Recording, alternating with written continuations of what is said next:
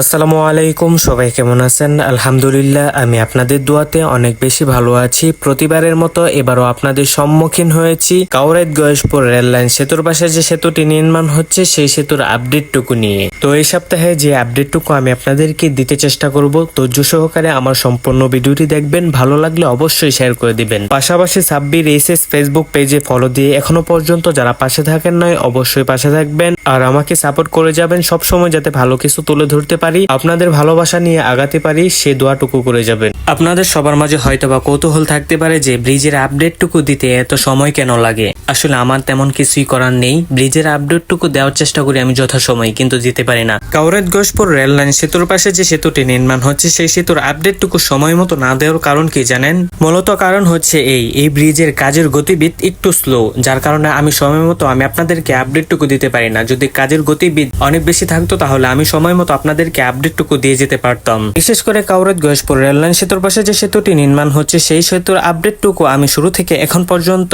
যথাক্রমে দেওয়ার চেষ্টা করতেছি। যদি কাজের গতিবিধ আরো বেশি ভালো থাকতো তাহলে আমি সময় মতো সবসময় আপনাদেরকে ভিডিওর মাধ্যমে সকল খবরাখবর আমি দিতে পারতাম।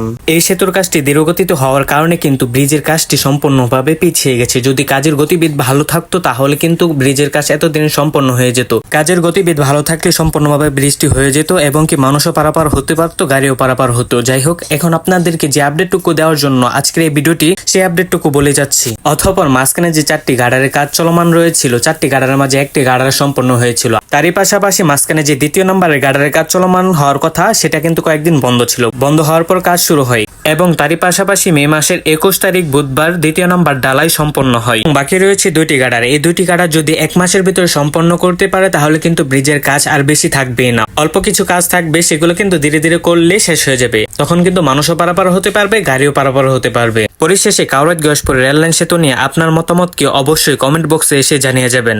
সম্পূর্ণ ভিডিওটি যদি ভালো লাগে অবশ্যই শেয়ার করে দিবেন, যাতে করে সবাই দেখতে পারে। সর্বশেষে এই ব্রিজের কাজটি যেন সম্পূর্ণভাবে হয়ে ওঠে, সেজন্য সবাই দোয়া করবেন। সবার সুস্থতা কামনা করে আজকের জন্য এই পর্যন্তই। পরবর্তী পর্যন্ত সবাই ভালো থাকবেন, সুস্থ থাকবেন, নিজেদের খেয়াল রাখবেন। আসসালামু আলাইকুম, আল্লাহ হাফেজ, ফি আমানিল্লাহ।